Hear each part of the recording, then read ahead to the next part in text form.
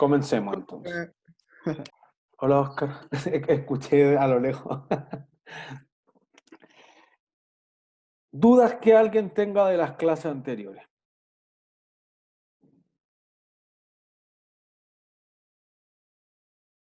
¿no? Ya, o sea, mira, yo creo que obviamente por el problema de que BTR se cayó y perdimos como harto tiempo el miércoles y por eso después yo extendí el plazo del TEC, etcétera, y que además, obviamente, voluntariamente alguien podría decir no dar el TEC y que ese TEC en realidad hubiese sumado más punto menos, y ya el cálculo del promedio y todo lo que escribimos. Eventualmente quizá alguien no deba considerar eso, pero sí, el set de ejercicio me parece que más el TEC es más que suficiente, porque en el fondo si alguien ve la solución del TEC, y había un grupo que lo tenía perfecto, no es de hacer super cálculo, no es como en un leasing que haya que hacer una tal desarrollo y que el valor presente y la conversión de la tasa y el deterioro, etcétera. Es mira, tengo estos activos, tengo estos pasivos, el patrimonio vale tanto, revalúo ciertas cosas y obtengo este goodwill si es que tengo el control. Si no tengo el control, entonces pagué esto porque tengo influencia significativa y listo. O más simple, si yo no tengo nada de poder, entonces tengo estas acciones y sube el valor y va ganancia por ajuste de valor razonable, UORI, y baja el valor y va pérdida o contra ORI, y listo. Nada muy sofisticado, nada que no vimos en propiedad de planta de equipo o en propiedad de inversión, por ejemplo. Entonces, quizás la complicación ahí era la primera pregunta. Oye, ¿tiene el control o no tiene el control? Porque tiene el 40% de las acciones nomás, pero esas acciones votaban como si fueran el 60%. Ah, ya, entonces, ¿qué es lo importante? ¿Se entiende? Entonces, más que de número, era de evaluar bien la situación. Y eso es la mitad, por ejemplo, del ejercicio del control 3 de ejercicio y debiese ser una parte significativa de los que tengan que dar el examen. La otra mitad es estado de flujos de efectivo, ¿sí? Que podría ser que algunas secciones lo alcanzaron a ver el semestre pasado en el estallido social y bienvenido sea, se les va a hacer mucho más simple. Algunas secciones no lo vimos en contabilidad 1 en el semestre pasado, sino que llegaron hasta propiedades planta de equipos particularmente. ¿Sí? Ricardo. Profe, ¿está flujos efectivos prácticamente todo el movimiento de la caja? ¿A eso se refiere? Claro, pero vamos a definir qué efectivo es más que la caja. O ¿Entiendes? sea, ¿quién es más líquido, no? Lo que es más líquido, seguro que el efectivo es lo más líquido que tiene la empresa. Es que creo que lo vive, no estoy seguro, por eso estoy preguntando. Puede ser, si al final de cuenta uno, ¿con quién hiciste? Con Carrasco. Entonces sí lo viste. O los que hicieron con los profesores Arancibia y Carrasco sí lo vieron. Entonces, Profe, como que uno prepara el estado de resultado o el estado de situación financiera o podría preparar el estado de flujo efectivo, que es tu estado financiero más importante con seguridad.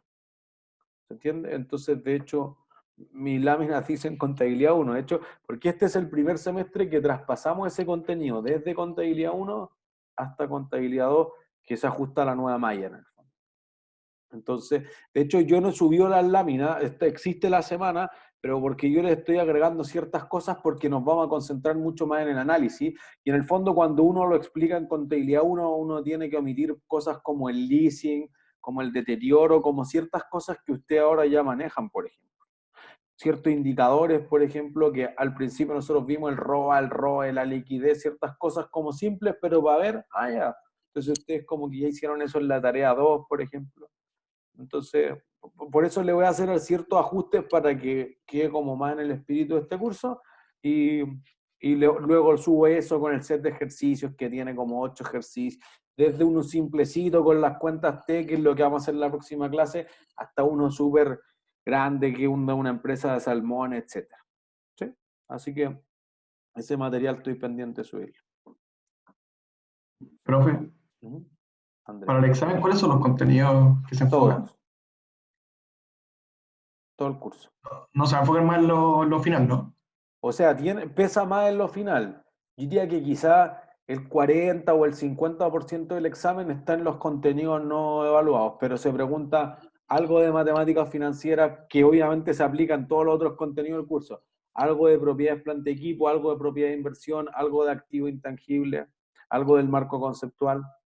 O sea, hay preguntas de todo en el fondo. O sea, yo creo que cuando hicimos la distribución de los contenidos eran 9 contenidos, si no me equivoco.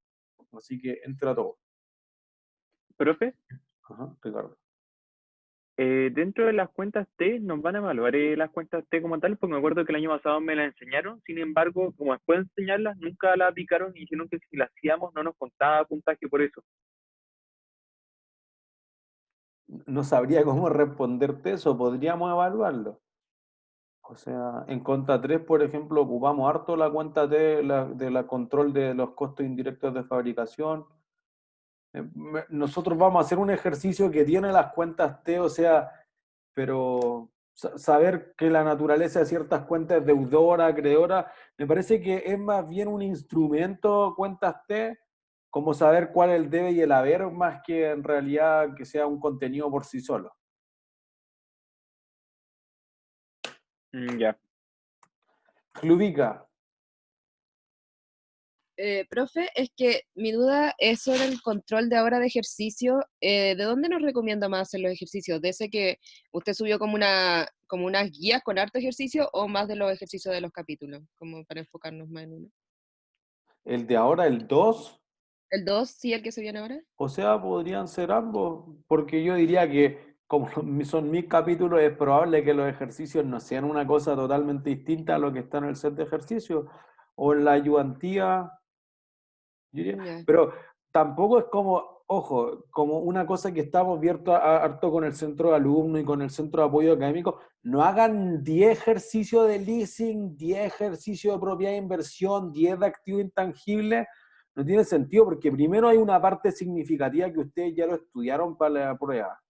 Capitalicen eso, ya invirtieron una parte importante del tiempo en la tarea.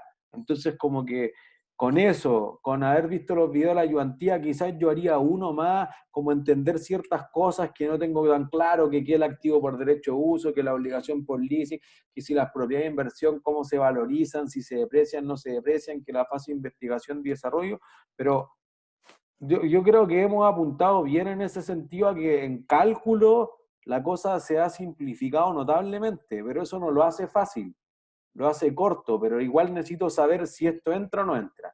¿Qué ocurre esto? ¿Qué situación de negocio? Entonces, me parece que los ejercicios también van a eso. De cálculos duros no es, pero es que tengo que saber lo que estoy haciendo. Entonces, en este curso fueron menos, pero en contabilidad 3 les pasó harto que hicieron, profe, yo estuve 2 semanas haciendo ejercicio y me fue mal. ¿No? La receta entonces no haga tanto ejercicio. ¿Entiendes? Porque no se va a parecer a nada del otro, y lo dijimos el primer día.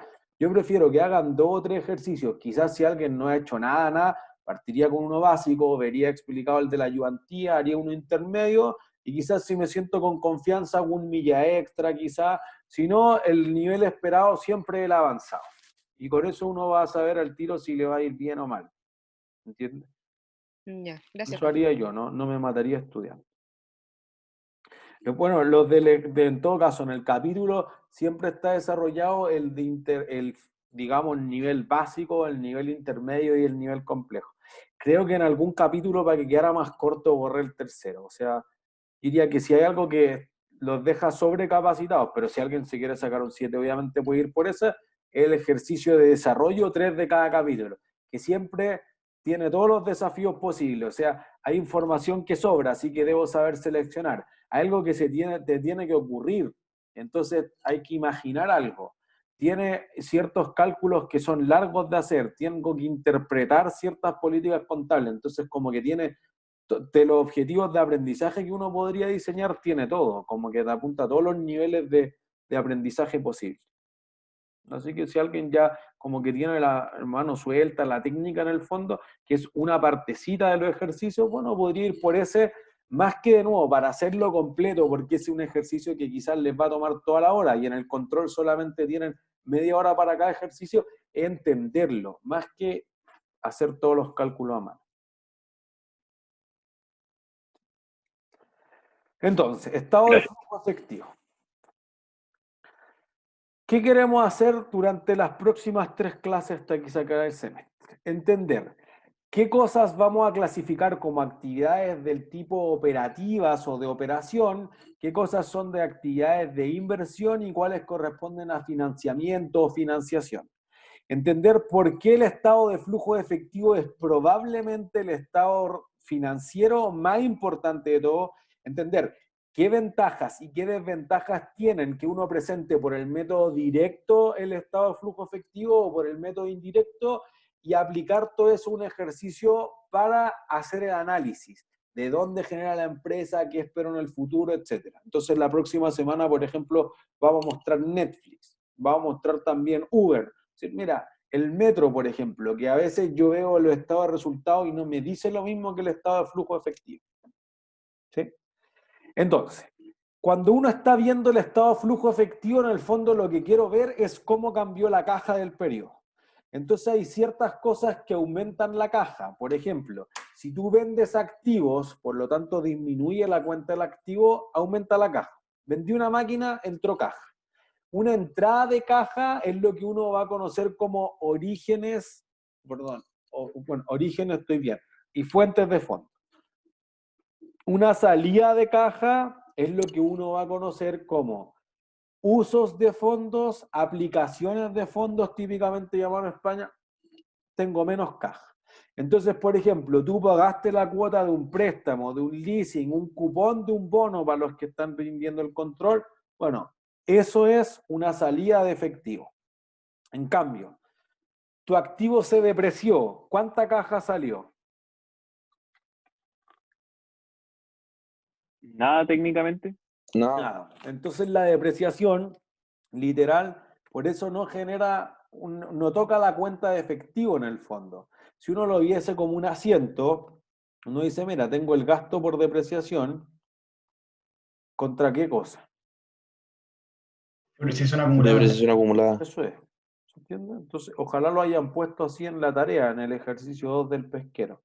Entonces uno dice, bueno, fíjense que si aquí fue 100 de depreciación, no le pasa nada a la caja.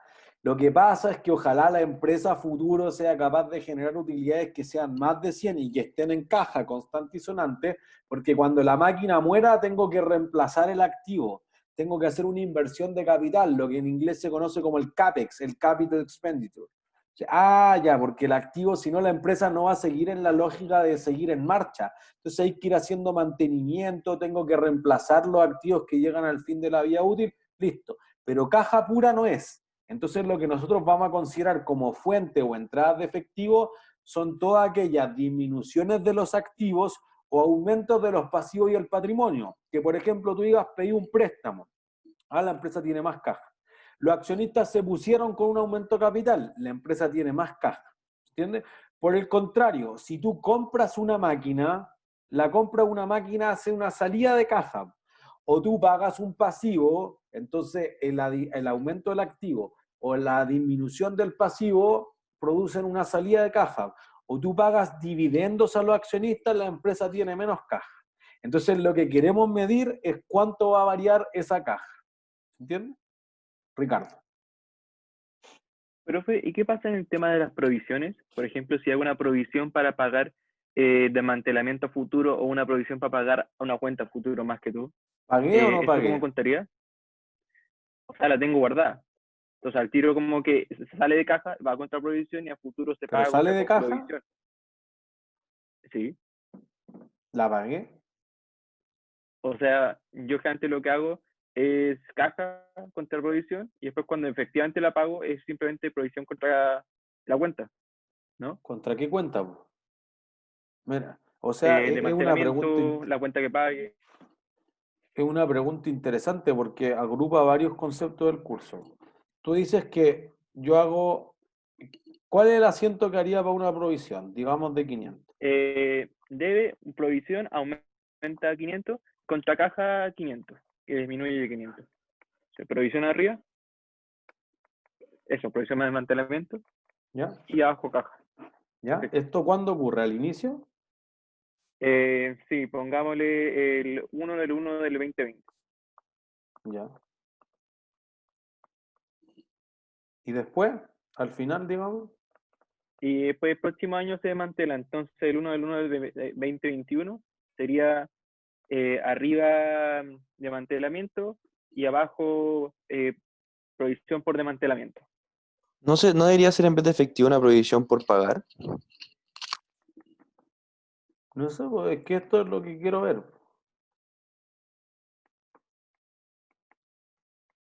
Ya, ¿esto qué clase de cuenta es? Una cuenta por pagar, o sea, un gasto. Bueno, ¿es un gasto o una cuenta por pagar?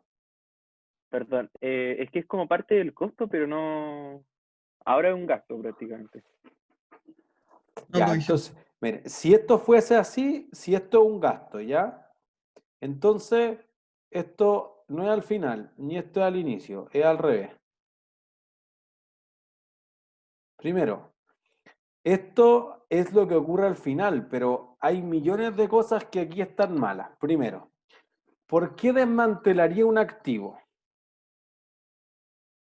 Solo cuando se Porque no puedo termina hacerlo. su vida útil. Ya, pero ¿por qué lo desmantelo? ¿Por qué no lo boto a la basura? Porque me lo pide el gobierno, el país Ya, donde estoy la viviendo, que ley no te puedo llegar obliga. a tirar. O es un descriterio ambiental, no sé, pues como tirar un escáner a la calle que es radioactivo, ¿se entiende? Entonces la empresa está comprometida. Entonces tú dices, ya, ¿el desmantelamiento es necesario para dejar el activo operativo? Sí, Sí, entonces esto no es nada de gasto.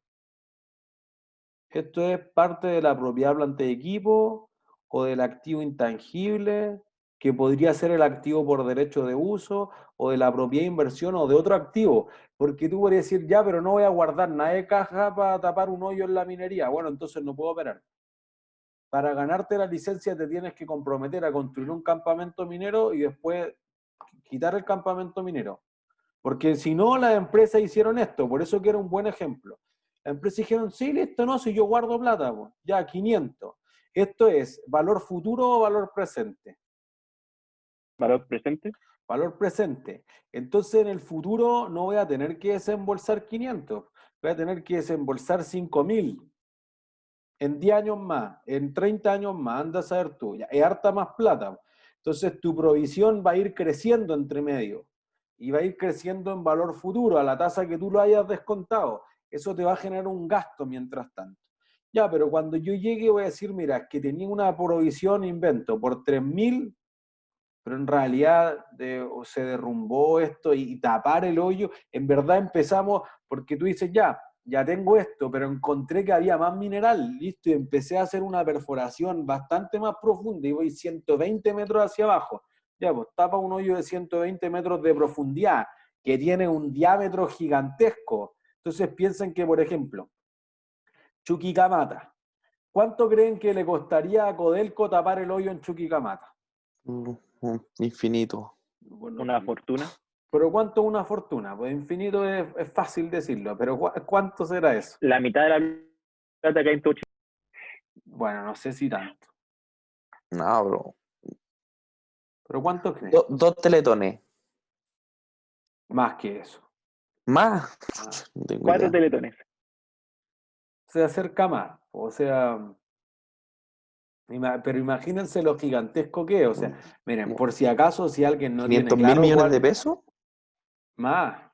Más, Le pues. va a tapar este hoyito de aquí 5.000 millones de dólares. Porque no es solamente tapar el hoyo y dejarlo completito como estaba, sino que es desmantelar el campamento minero.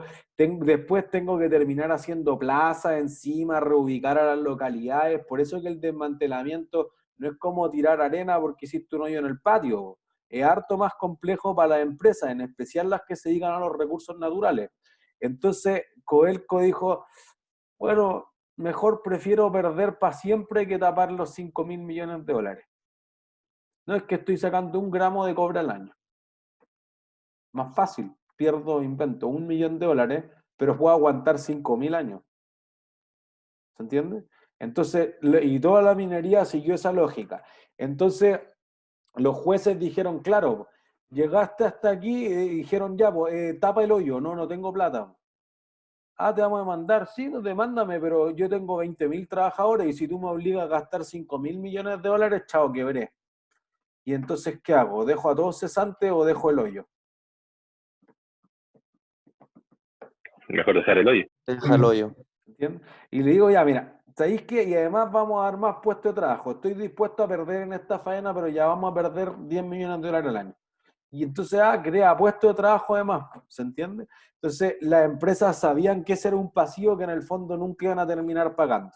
Entonces lo que lo obligaron es que cada vez que tú haces la provisión, tú vas a separar la caja. No es que la empresa tenga más o menos efectivo, pero va a tener una cuenta que es el efectivo inmovilizado. Es como cuando un juez te pilla y te incautan los bienes, listo, ese es un activo no corriente. Entonces, en vez de ser el más líquido de los activos, pasa. Y entonces es lo mismo que tienen que hacer, por ejemplo, las compañías de seguro, que tú dices, oye, ¿qué pasa si chocan todo tu asegurado? Quebré. No, tengo que tener un activo que respalde la reserva técnica del seguro. Aquí tengo que tener caja suficiente para poder pagar la provisión por desmantelamiento. ¿Te entiendes, Ricardo? Profe, ¿y cuál es como el punto de una cuenta, o sea, tener una cierta forma, una cuenta que pagar eterna porque no nos está dando plata y que hay eternamente el hoyo por lo que estoy entendiendo, así? Como que siempre está pagando Es que a los antes no lo trabajadores obligaron a porque tener va la yendo caja, plata. po. Nunca lo obligaron a tener la caja. O sea, si esto puede ser muy grave, particularmente para las empresas estatales, por ejemplo, Pemex, Petróleos Mexicanos, tiene un pasivo por beneficio a los empleados que es de casi 2 billones de pesos mexicanos, una cosa brutal. Es la empresa que proporcionalmente a su balance tiene el mayor pasivo por beneficio a los empleados en el mundo. Eso es una provisión, porque lo que dijo es, mira, cuando tú te jubiles, yo te aumento la jubilación en 100%.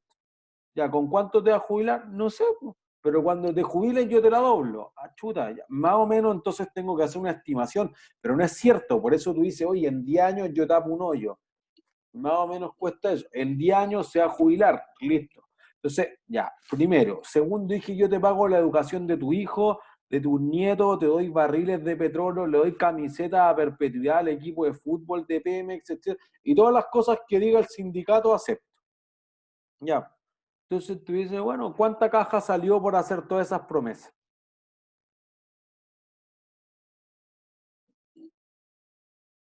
Ninguna, porque aún no se efectúan. Eso es.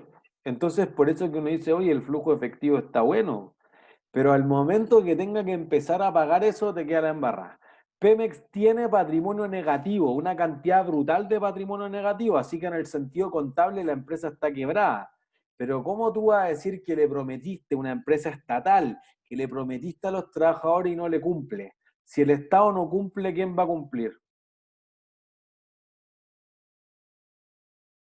Nadie. ¿Podría ser un privado, profe? En el sentido que el Estado le pasa la pega a un privado para que se encargue o algo.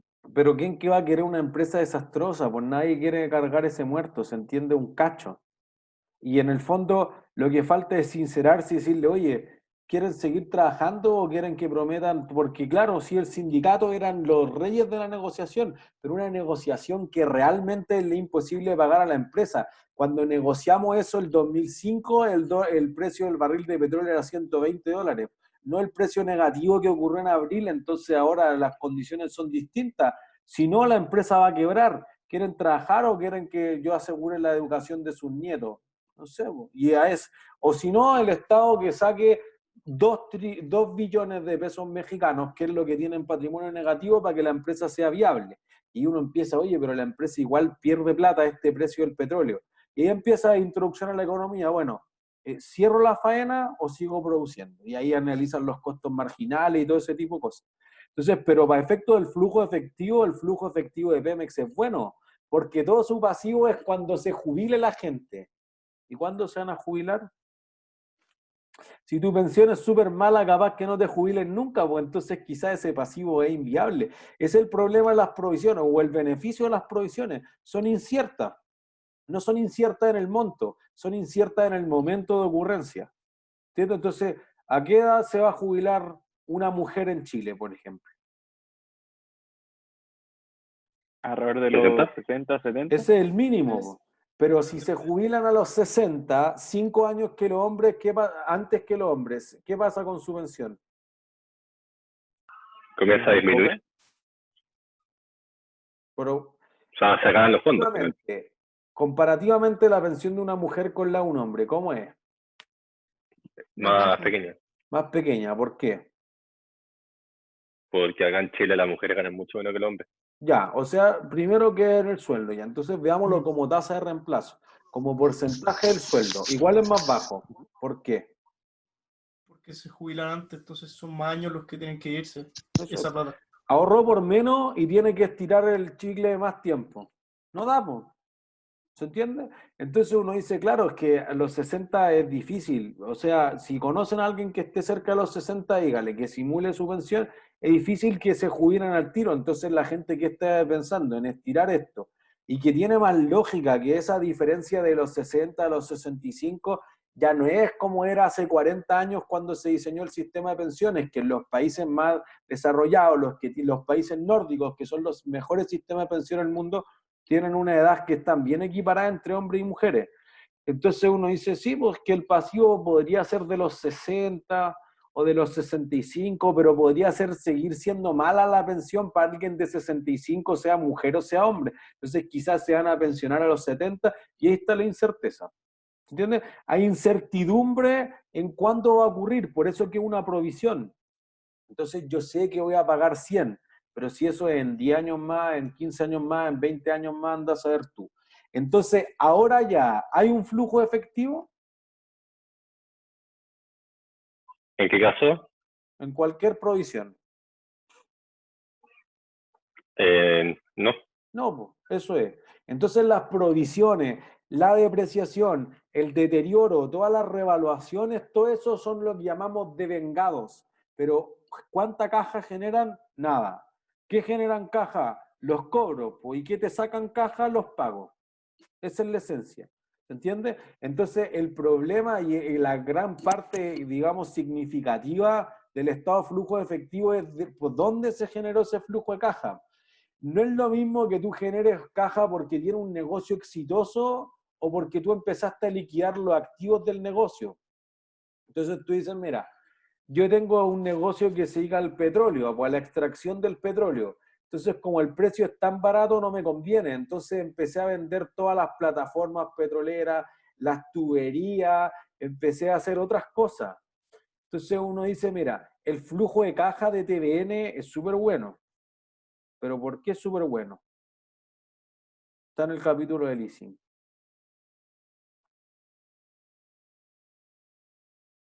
¿Qué tuvo que hacer TVN que está lleno de pérdidas? Creo que no ve hace Su 8 años atrás. edificio lo tuvo que mandarlo a arrendar. Eso es, hizo un leaseback. Entonces la empresa podría tener un flujo de caja, pero no por una razón que vamos a conocer de aquí en adelante como operacional. Tu negocio no es exitoso, tu negocio es malo, pero alguien te prestó plata. ¿Por qué? Porque sacrificaste la joya de la corona, le pasaste el edificio. Cuando te fumes toda esa plata no te queda nada, hasta ahí llegas. No, es que después no vamos a arreglar. Bueno, la TAM hizo lo mismo, hace 3 años. Leaseback de los aviones, listo, mira, los aviones que había comprado con mi plata en los tiempos de vacas gordas, ahora en tiempos de vacas flacas te los arriendo, se los paso de vuelta, perdón, te los vendo, se los paso al banco o alguna compañía de leasing específica, digamos, o especializada en ese segmento, y el lessor toma el activo, te lo compra X, entonces a ti te entra la caja y ni siquiera lo mueve de tu parte. Ah, lo sigo usando además. Y mira, si por último, si nos va mal, como nos pasó la caja, le voy a pagar las cuotas con la caja que me pasó. Po. Sí, po. Pero la cuota que incluye además. El canon del leasing. Intereses. Intereses. Entonces la empresa que tiene que ser capaz de generar la parte que paga los intereses, porque si mi activo renta 2% y el pasivo me cuesta 10%, en el neto me voy a comer el activo de alguna forma. La gracia es que el activo crezca más que el pasivo, porque esa es la única forma de que aumente el patrimonio, es decir, que la empresa se vuelva rentable. ¿Se entiende? Entonces eso es lo que uno tiene que ver. Entonces tú vas a decir, oye, es que la utilidad es que bonita. Sí, pues, pero paga los dividendos con utilidades. No es así, ese es un clásico error. Entonces, y eso pasa ahora. La empresa lo único que quiere hacer es generar caja ¿para qué cosa? Para pagar las deudas. Para poder pagar sus deudas. Eso, pero ¿qué deuda? Los sueldos. Los sueldos. Eso es lo que quiere una empresa ahora en el instantáneo. O sea, que de aquí al lunes no te alcanza para pagar los sueldos, imagínate el estrés de una pyme. ¿Se entiende? Entonces, por eso que se dieron estos créditos COVID, por ejemplo, a tasa real cero. O sea, que te cobran una tasa de 3,5, pero si le quito la inflación es casi 0%. ¿Se entiende? Ya, nadie gana así, pero le permite dar viabilidad a la empresa, porque los bancos decían, ¿cómo no? Si así estamos perdiendo plata. No, estoy dejando de ganar, que no es exactamente lo mismo, pero le da viabilidad de largo plazo a la economía, porque ninguna empresa está preparada para tener ingresos de cero. ¿Se entiende? Entonces tú dices, ya, ahora lo que quiero ver es eso, la liquidez. ¿Y cuál es el activo más líquido de todo? La caja. Quiero tener caja para pagar los sueldos. Que la arriendo, chao, me arreglo con el Parque Arauco en 5 meses más. ¿Se entiende? Me arreglo con Molplaza, con Molvío, con el Grupo Patio, con Cencosud Shopping Center, después. Primero los sueldos. Por eso es que tu pasivo más exigible normalmente, cuando uno arma el balance en el sentido de cuenta uno dice ya caja, cuentas por cobrar, inventario, después los activos a largo plazo. Y uno por el pasivo, primero los trabajadores, y después los proveedores, y después el banco y todo lo otro. Entonces, primero sobrevivir. ¿Se entiende? Y es la misma... Perdón, te escucho. Es por eso mismo que cuando una empresa se declara en quiebra, lo primero que se tiene que pagar con la plata que se hace son los trabajadores mismos, porque es la primera obligación. Ahí ya cuando quiebra, muchas veces se parece a la lógica de la exigibilidad en el sentido contable, pero podría ser que la ley de quiebra, ahora la superintendencia, digamos, de reemprendimiento, tiene su propia lógica, ¿se entiende? Y ahí por eso hay que hacer un concurso de acreedores y los acreedores tienen un seniority, como una prelación de pago. Primero está X, después está este. ¿Por qué? Porque cuando yo firmé el contrato dijo que a mí me pagaban primero.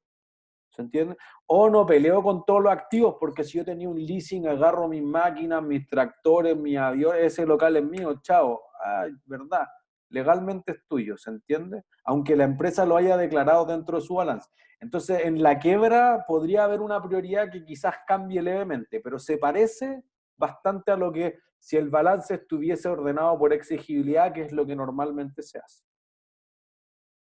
¿Se entiende? Gracias. Entonces, eso es lo que preocupa mucho a la empresa ahora, cuánta caja hay. Entonces, claro, por ejemplo, la TAM Airlines ganó plata el año pasado, casi 200 millones de dólares, que es poco, ¿sí? Es malo para la TAM Airlines siendo una compañía de 20.000 millones de dólares, el 1%. Pero ganó, que era algo que le había costado harto hacer los últimos 4 o 5 años. Pero ahora le tocaba pagar dividendos, po. ¿Y cuánto está obligado a pagar una empresa de Chile? Al menos el 30%, lo decíamos cuando vimos la acción, en una sociedad anónima abierta, al menos el 30% de la utilidad. Entonces el Dan dijo, esto es una estupidez, po. Estoy quebrando y me obligan a pagar dividendos. ¿Por qué? Mire, ¿cuál será el activo más valioso de la TAM? ¿Podría ser el terreno? No, Activos por derecho a uso. no, La cuenta por cobrar. no. No piensen en contabilidad, piensen, véanlo como un negocio El integral. asiento de venta. Propiedad delante de equipo. No, no lo piensen contablemente. La Piénsenlo carpeta como cliente al final. Las No. personas, las personas. ¿Por qué?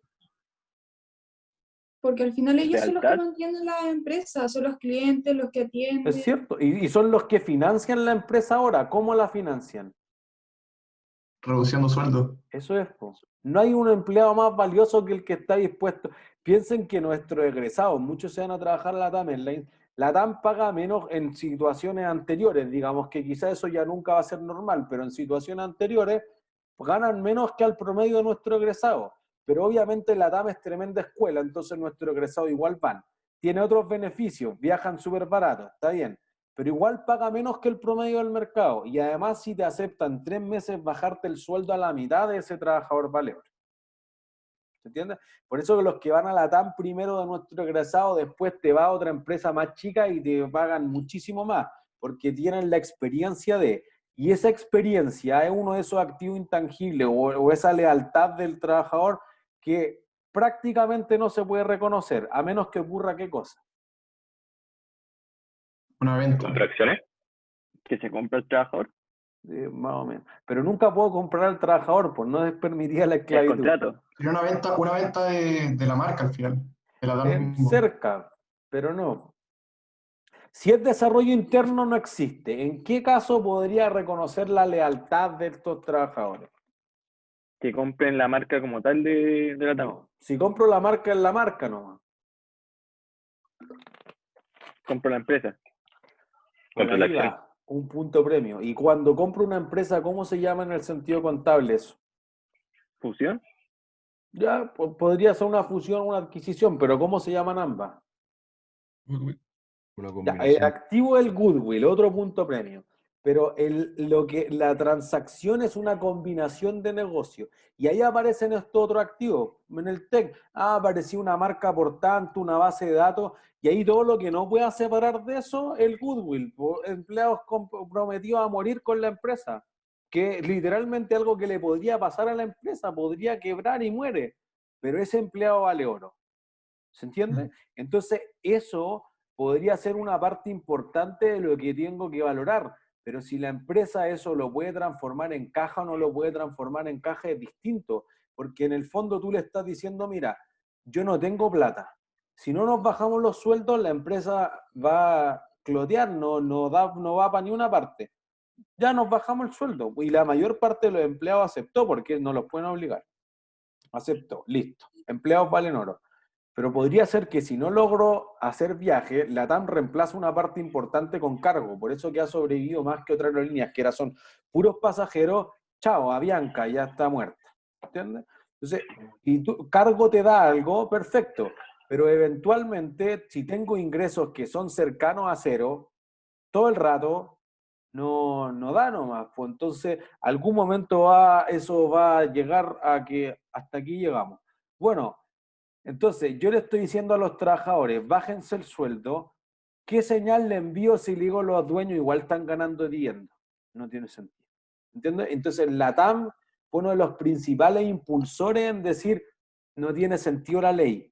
Porque yo no puedo decirle, bájense el sueldo a los trabajadores y por el otro lado recibir dividendo. Si me obligan a recibir dividendos, que es lo que no quiero, va a ser un desastre. No, pero es que la ley está así y ahí se armó la ley de emergencia, etcétera, que parece ser una tontera porque en algún momento del tiempo se hizo para proteger a los accionistas minoritarios, pero solamente la política mínima de dividendos del 30% las tiene Chile y Brasil con 25%. El resto de los países del mundo no obligan a las empresas a pagar dividendos. Amazon nunca ha pagado uno, Netflix nunca ha pagado uno, Google nunca ha pagado uno, Facebook nunca ha pagado uno y nadie está complicado. ¿Se entiende? Ricardo. Profe, entiendo el tema de los trabajadores que son el activo en teoría más valioso de la empresa, pero ¿qué pasa si es que la empresa como al fin y al cabo es un zombie? Porque si es que el virus sigue estando acá y con la mutación y todo eso, podría incluso durar 3 años si es que como que la TAM consigue ingresos. Entonces al fin y al cabo no sería una deuda gigante. Entonces, y nadie va a querer comprar la TAM porque estaría comprando más deudas también. Entonces, por más que tengan los trabajadores, que son un buen activo, entre comillas, las Pero es deudas que que por eso, tienen son ese un es el pasivo inmenso. valor de mercado del trabajador. No es el valor contable. Si contable el trabajador no es de la empresa. Pero, por ejemplo, profesor Bazón, que yo lo estoy intentando a que nos haga una sección el próximo semestre de contado, él trabaja en el área de control de gestión. Y yo además lo estoy intentando traer a la consultora. Yo le ofrezco harta más plata de lo que gana en LAN y aún así él se queda en LAN. Eso solo me fuerza a que yo le tengo que pagar más todavía porque él vale su peso en oro.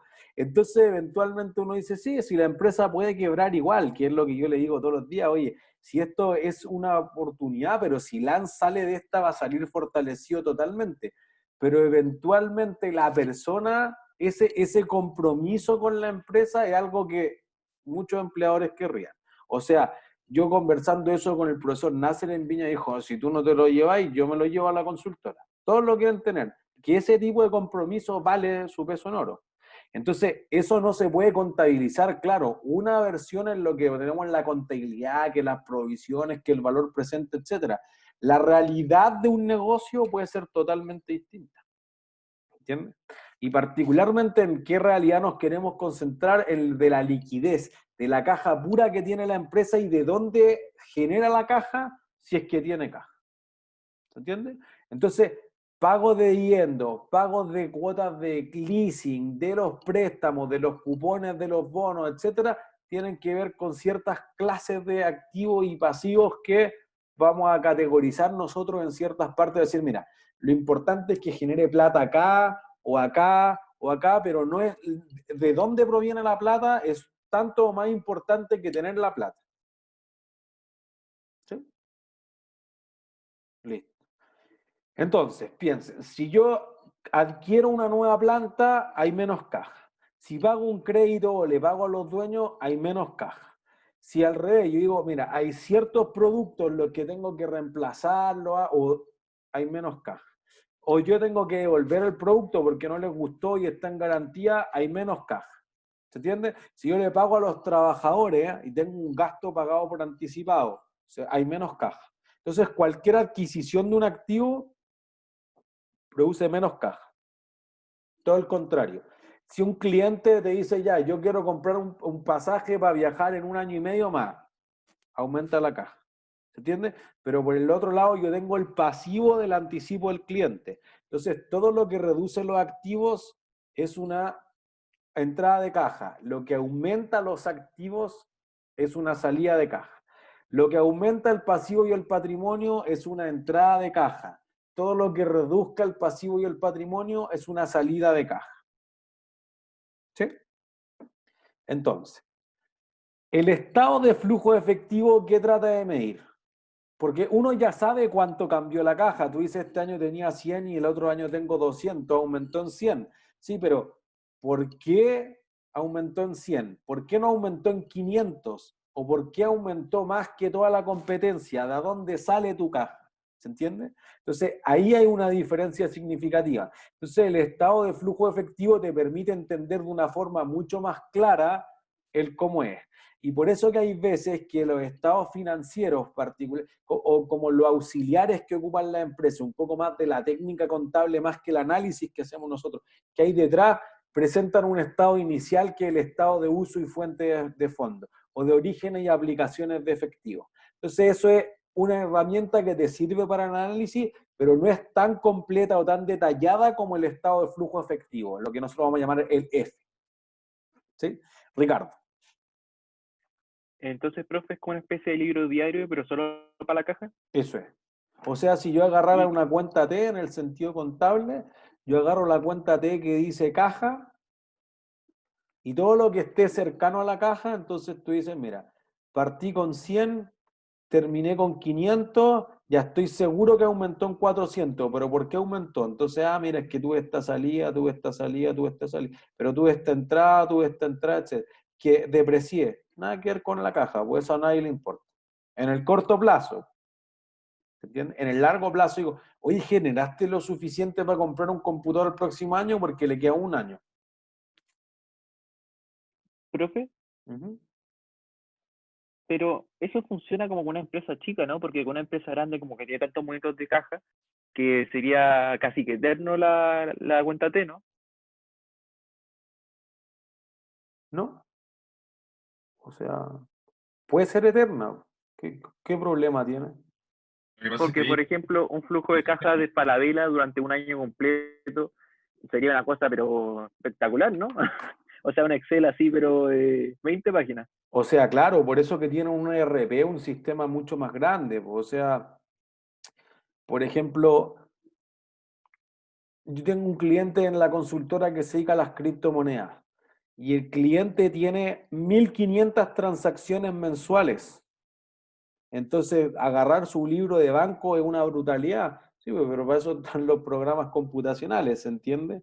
Entonces, claro, a ti no te interesa saber, oye, porque en verdad, claro, tiene 1.500 transacciones, pero no tiene 1.500 clientes, tiene 30 clientes, pero hacen muchas transacciones al día.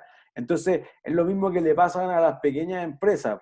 Entonces, tú, por ejemplo, al gramo, que se dedica a vender cosas literalmente al gramo. Bueno, no es Unilever que va y le envía 30 toneladas de Omo al Jumbo. Es alguien que fueron 10.000 personas a comprarle 100 gramos de Omo, porque viven el día a día. Bueno, en ese caso entonces tiene un volumen de transacciones mucho más alta, pero tú vas a decir ya, cobros a clientes. agrupo ciertas partidas, porque es lo que nosotros vamos a hacer la próxima semana. Entonces, no es que diga cobra al cliente 1, cobra al cliente 2, al 3, 4, 8.000, porque si no, eso es inútil. Yo solo quiero saber cuánto le cobré a los clientes. Identificar a los clientes en otro sentido. Querría ver, por ejemplo, las cuentas por cobrar. Pero si me pagaron 100, da lo mismo si el cliente 1, 2, 3, 4, 5, etcétera.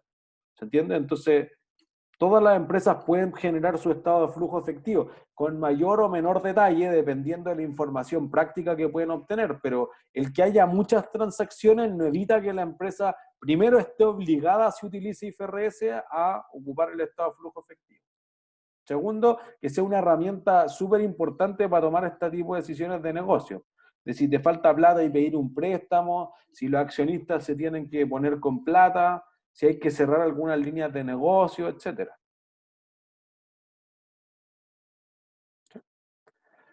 Entonces, ¿qué es lo que vamos a considerar como efectivo?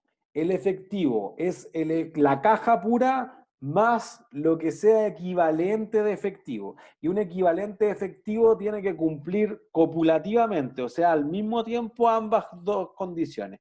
Primero, que sea muy seguro y que además sea convertible en caja pura en menos de 90 días. Entonces, por ejemplo, tú tienes un vale vista, tú vas al banco y te dicen, mira, ¿cómo me va a andar paseando, por ejemplo, cuando a las personas le toca comprar la casa, tiene que poner el 20% del pie? Entonces, ¿cómo va a andar con 10, 15, 20 millones de pesos por la calle? Un vale vista. Tiene un papel que el banco, y te cobra el banco, obviamente, 50 lucas, a veces puede ser más caro. Yo te hago el papel que dice que en tu cuenta si había, invento, 18 millones de pesos, y tú vas y ¿a nombre de quién? Ya de la inmobiliaria X, listo, la inmobiliaria X puede cobrar este vale vista y yo estoy seguro que hay y lo saqué del tuyo. Pero tú podrías ocupar el vale vista para dar vuelto, no. No es caja pura. ¿Se entiende? Pero tú sabes que con seguridad, si lo lleva al banco, va a estar la caja. Entonces podría ser perfectamente un equivalente de efectivo. Entonces, normalmente hay ciertas cosas que rodean la cuenta de efectivo. Por ejemplo, hay algunos profesores, no yo, pero algunos profesores que sí les gusta hacer la diferencia entre caja y banco. Caja es literalmente lo que tengo en la caja registradora. Banco no es si te hicieron una transferencia bancaria. O alguien podría decir disponible, porque hay caja que tú tienes disponible y otra que no tienes disponible. Me hicieron una transferencia, yo sí la consideré dentro del banco, pero esa transferencia venía desde un banco extranjero. Entonces, eso es valuta 2, así se conoce en el sistema bancario. Se va a demorar hasta 2 días o valuta 48, hasta 48 horas en reflejarse en el saldo que tú puedes ocupar de la cuenta corriente. Entonces, por eso te dice saldo disponible o saldo contable el banco. Ah, ¿por qué? No, porque hay que avisarle a Comex, a Comercio Exterior, que la avisa al Banco Central, entonces ahí te giran la plata. Se demora eso. ¿Se entiende? O si tú tienes de tu banco al mismo banco, ya en el día, pero de un banco a otro banco, en algunos casos se puede demorar hasta un día, y ahí se va haciendo la diferencia. ¿Se entiende? O tú podrías tener un cheque a plazo. Por ejemplo, digo ya, te compro tu auto, ya 3 cheques, 0, 30, 60 o 4 cheques y 90 días. Listo, ya. ¿El cheque cuándo lo podría cobrar? Al tiro, Al ese tiro. es casi como el efectivo ese. Eso es. ¿Se entiende? Entonces hay un equivalente efectivo. No, pero dijiste profe, en 30 días, sí, pero eso es de palabra. No es real. profe, Tú tienes el cheque y podría decir, cobres el 2050 y lo tiro al tiro y el banco no me lo va a objetar por eso. ¿Se entiende? Solamente Profe, y ahora, lo hacen para mantener una relación comercial en el fondo. Oye, pero me dijiste que lo cobraba a finales de julio, pues yo no tenía plata y el cheque rebotó. Ah, sí, me equivoqué. O si no, no sé, pues que quebré nomás y entonces voy a agarrar todo esto. Podría ser. ¿Sí? profe, Pregunta, Francisco. que preguntó sobre, antes dijo que si el patrimonio subía era un flujo de caja. Una ¿No? entrada de caja. Ya, pues eso entonces se ve reflejado igual en el flujo de caja.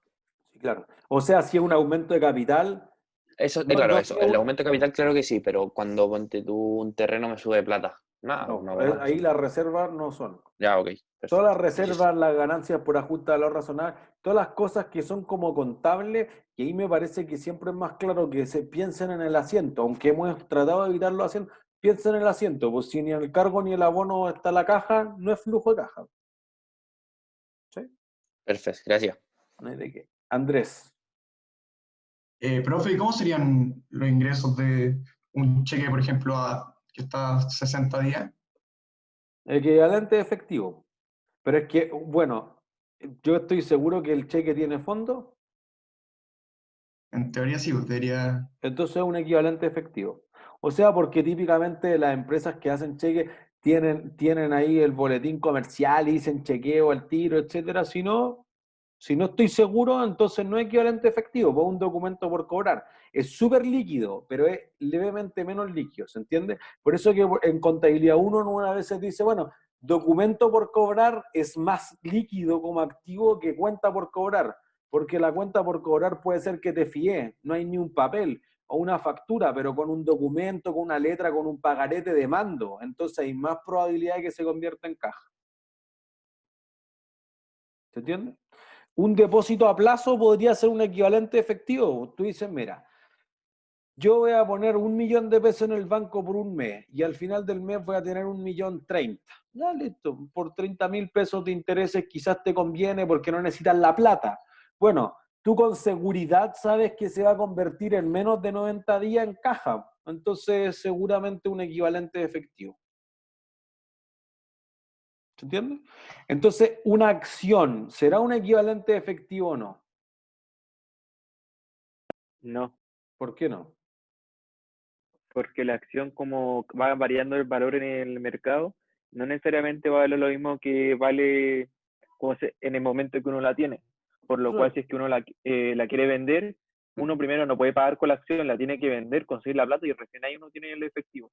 O sea que no es equivalente al efectivo. Que tú ya dame 2 acciones, ya, pero ¿cuánto valen? Sí, pues, ahora no valen lo mismo que hace 10 minutos.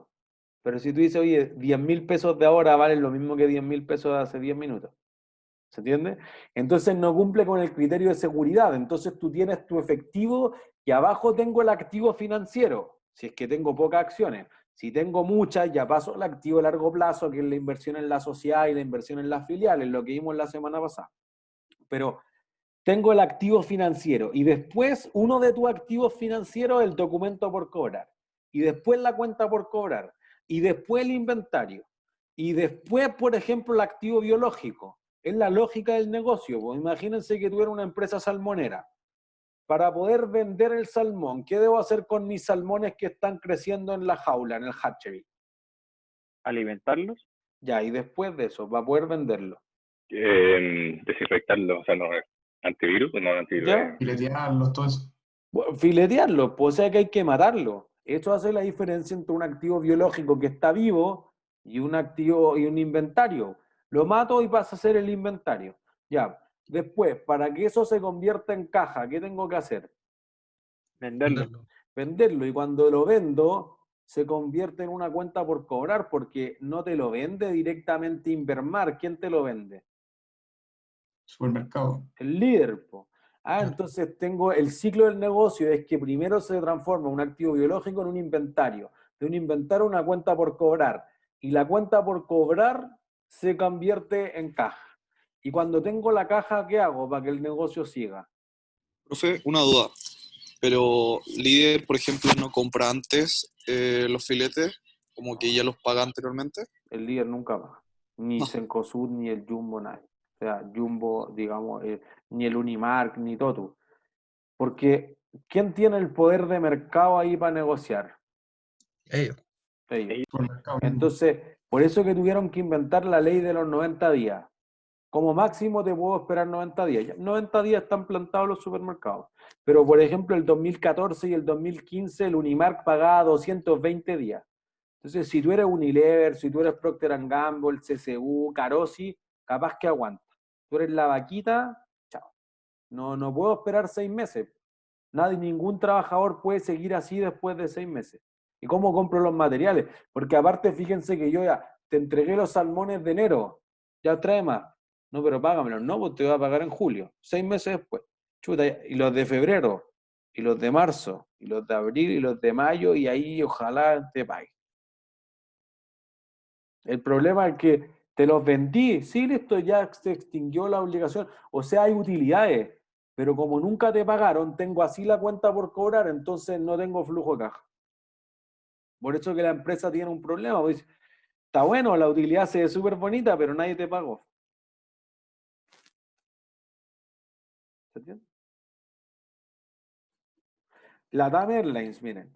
LATAM Airlines acaba de borrar la plusvalía de su balance. Dijo, mira, tenía 2.200 millones de dólares el 31 de diciembre de plusvalía, de goodwill.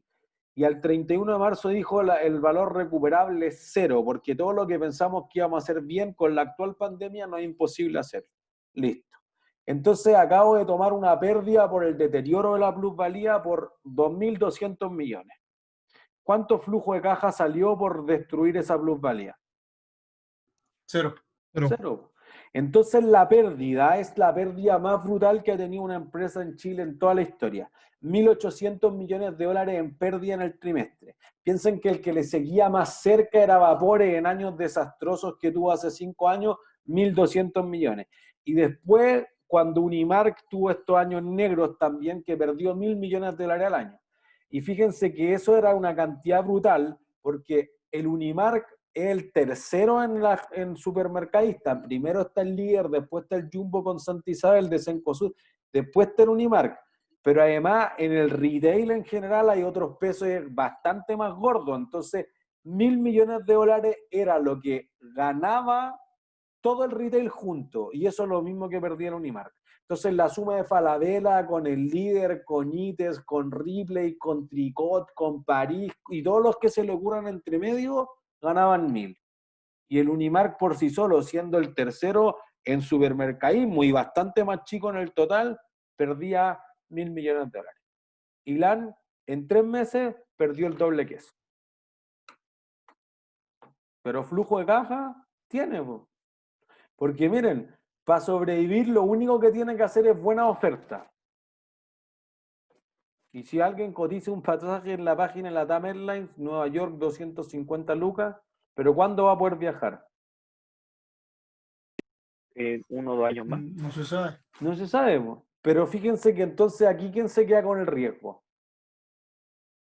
El consumidor. El cliente, po. El cliente, porque el cliente, yo te lo voy a probar, pero cuando podamos volar, y quizás la empresa quiebra antes, ¿se entiende? Pero tú ya pagaste la plata, entonces LAN tiene la caja. Entonces el problema es que se te va a agotar la caja pagando sueldo y otros costos de operación, pero tiene efectivo. LATAM tiene 1.500 millones de dólares. Lo que pasa es que para el volumen de LATAM eso le va a durar pocos meses. O sea, lo que hacía un banco de inversión estadounidense decía, mira, LATAM está más o menos entre las latinoamericanas de las que sobreviviría 6 meses. Entonces, desde marzo, cuando hizo el estudio. La otra, por ejemplo, Copa estaba mejor preparada, sobrevivía 9 meses. Avianca sobrevivía 4 meses y murió antes. Entonces uno dice, claro, porque tengo que estar generando flujo de caja. Y es lo que vamos a ver también cuando veamos a Apple la próxima semana.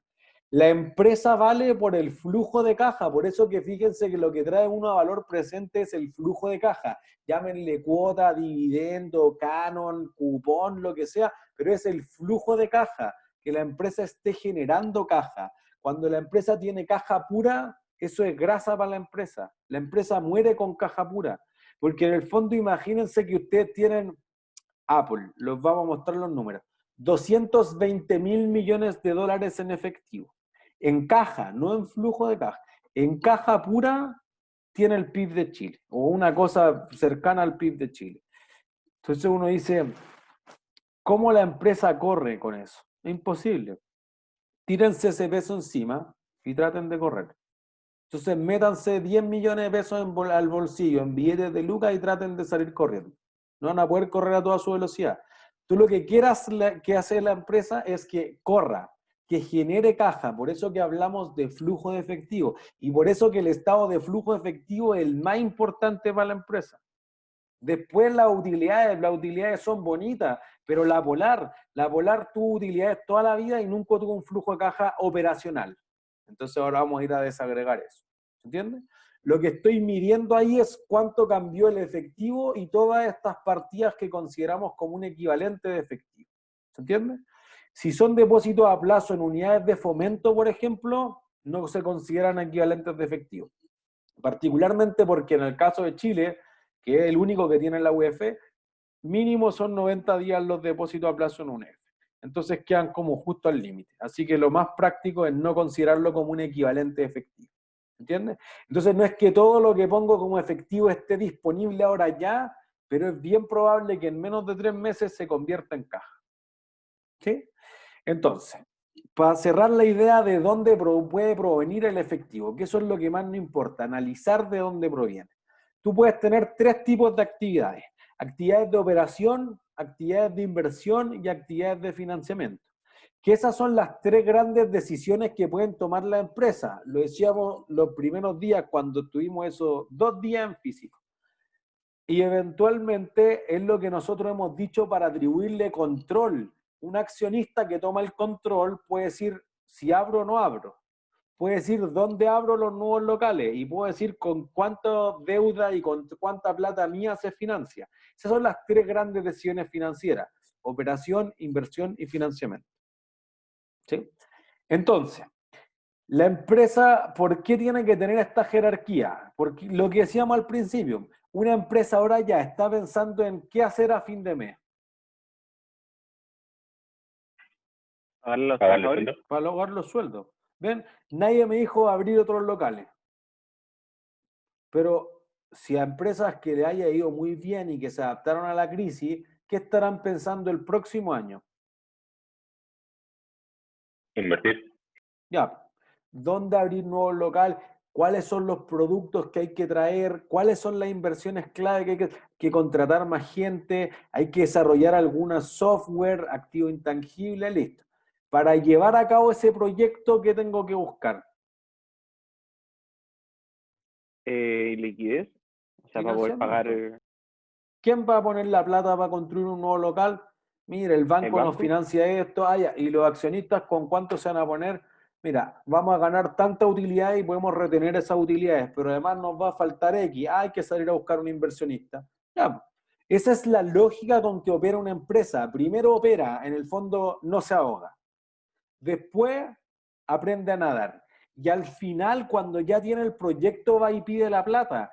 No es que la empresa diga, oye, préstame plata. ¿Para qué? No, después te aviso. No, así no funciona. El banco te va a mandar la punta del cerro. No es así. ¿Se entiende?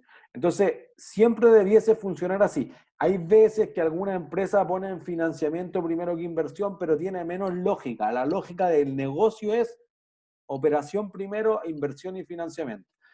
¿Dónde debería generar la mayor parte del flujo efectivo? En la operación. En la operación.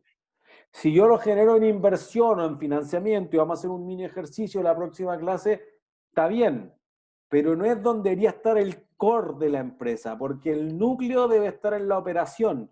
Si tú empiezas a vender tus máquinas, entonces, y porque no generaba suficiente operación, la empresa va a sucumbir porque en algún momento se te acaban las máquinas y cada vez tengo menos máquinas y no me genera la operación. Si en algunos casos extremos, la empresa, por ejemplo, Casa Idea, creció mucho, algunas tiendas no eran rentables, se puso a cerrar tiendas, y ahí se volvió rentable de nuevo.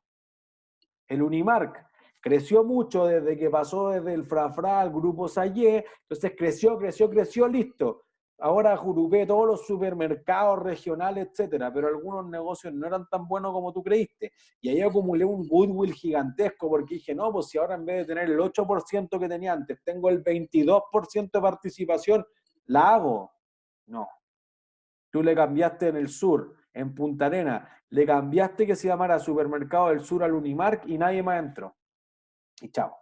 Y ahí tu goodwill desaparece. No es que te va a ir mejor en el futuro. Bueno, esa lógica entonces obedece a que tú tuviste que empezar a cerrar negocios y al cerrar negocios el Unimark se mejoró notablemente. Entonces ahí le permitió abrirse a bolsa, conseguir otro financiamiento, pero empecé a vender locales. Lo más clásico es Apoquindo con Tobalaba. Tener un Unimark ahí es una tontera como como decisión de negocio, porque la gente no vive en Apoquindo con Tobalaba, trabaja en Apoquindo con Tobalaba. Entonces tú decías, y aparte ahí tengo 1 metro cuadrado en el golf, carísimo. Entonces ahora boté el Unimark y construyo 3 torres de oficina gigantes con 40 pisos hacia arriba. Y lo que hicieron muchos Unimark, y nosotros lo dijimos cuando hablamos de propiedad de inversión, que era la idea original del líder, mételo en el estacionamiento, pon el -1, así me permite construir tremendo edificio hacia arriba y el supermercado sigue operando. ¿Entiendes? Entonces las empresas, si te generan inversión, se pueden achicar, pero en pos de que el flujo de caja venga de la operación. ¿Sí? ¿Qué definimos en cada una y con eso terminamos? Actividades de operación son todo lo que tengan que ver con cualquier ingreso y gasto que hayan pasado por el estado de resultados o que tenga que ver con los activos de corto plazo y los pasivos de corto plazo que no sean operacionales. Ojo, perdón, que sean operacionales, perdón, que no sean financieros. O sea, si tú tienes una línea de crédito, no es una actividad de operación, porque tú podrías operar el negocio sin la línea de crédito. ¿Sí? Por el otro lado, y después yo voy a explicar bien en detalle eso, ¿qué son las actividades de inversión? Todo lo que tenga que ver con activos de largo plazo, inversión en asociadas, en filiales, en propiedades, planta de equipo, propiedades de inversión, activos intangibles, actividades de inversión. Y todo lo que tiene que ver con deuda, con pasivos de largo plazo, digamos normalmente, o con patrimonio, actividades que están relacionadas al financiamiento. ¿Sí? ¿Todo más o menos claro? ¿Dudas? Sí, profe. ¿No? Claro. Ha sido todo entonces. Gracias por esperarme. Que tengan muy buen fin de semana. Chau, Que profe, tengan que buen le fin de vaya Gracias. semana, profe. Chao, profe, que Chao. chao, chao. Chao, profe. Chao. Profe, al final, duda. Hubo un momento donde regaló punto premio, no sé si lo regaló